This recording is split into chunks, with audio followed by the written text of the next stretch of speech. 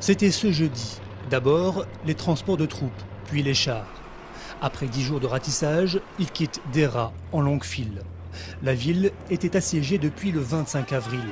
Les forces de sécurité qui accompagnent les journalistes s'en tiennent au discours officiel. Nous faisons face à des salafistes et des gangs armés présents dans différents endroits de cette ville. On les a pourchassés et on a saisi une grande quantité d'armes. Deraa est devenu le symbole de la fronde contre le régime de Bachar al-Assad. Les combats y ont été très violents. Les grands axes de la ville gardent encore les traces du passage des blindés. Des douilles parsèment le sol devant la mosquée Al-Omari, qui fut le bastion des protestataires.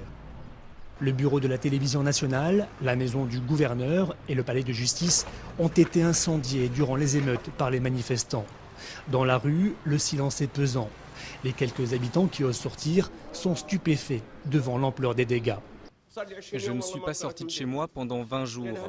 Lorsque j'ai enfin pu sortir pour aller prier, j'ai vu le palais de justice brûler. Quel gâchis! J'y ai travaillé pendant 40 ans. Au centre-ville, peu de magasins ont rouvert. Les habitants de la ville rencontrés sont encore sous le choc. Rares sont ceux qui veulent répondre aux questions des journalistes.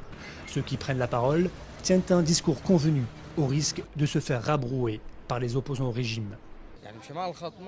Là où je vis, tout allait bien, c'était calme. Comment peux-tu dire ça? N'aie pas peur, parle. Moi, je n'ai peur que de Dieu. On m'a volé mon argent. Tu sais où j'habite? J'habite à l'étranger, tu entends?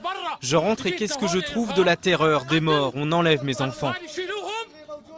Les vendredis sont généralement des journées chaudes en Syrie, et particulièrement à Deraa, où les manifestations se terminent souvent par des morts.